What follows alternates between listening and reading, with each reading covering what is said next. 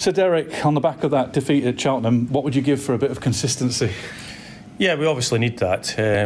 We played ever so well against Barnsley.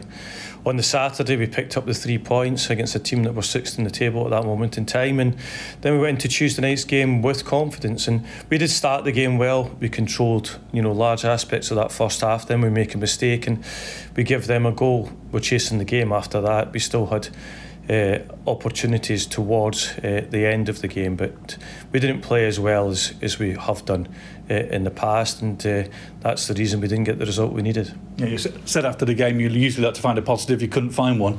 Yeah, I mean, Kieran Phillips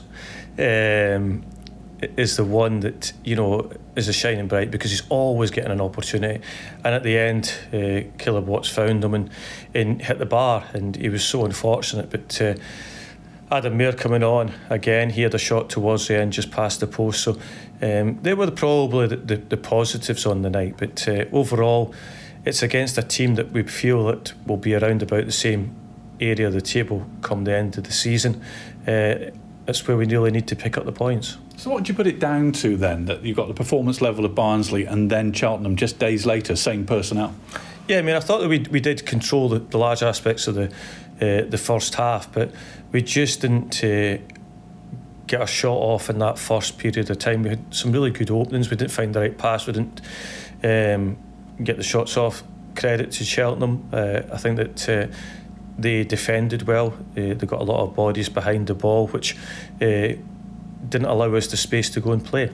I suppose on the positive side, there are still a number of teams who are very much catchable, aren't they? And you said Cheltenham were one of them, but there are plenty of others still, aren't there? Yeah, they are, but we obviously need to get 3 points. 3 points is, big in this league, and it allows you to move up the table quite quickly. And it would have been perfect if we had got another 3 points the other night, because we'd have caught a few teams above us. We didn't, and now have to go into a game away to Wycombe this Saturday. So where do you see Wycombe in that scale of very big teams and those smaller beatable teams?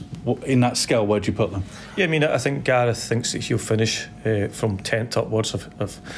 I think I read correctly what he had said, and they're a team that obviously come down from the Championship, and they've done well over the years. They've got some really good players, got a decent squad, and another tough game for us. Are you surprised they're not doing better so far? It's a tough league. I think that if Gareth's saying that they're going to finish 10th upwards, then they'll be happy with that. I think that they're a team that will probably go from League One to the Championship, back down to League One over the years. That's just the makeup of the club at this moment in time. You've got a couple of suspensions at the weekend, haven't you? That'll clearly disrupt plans, won't it?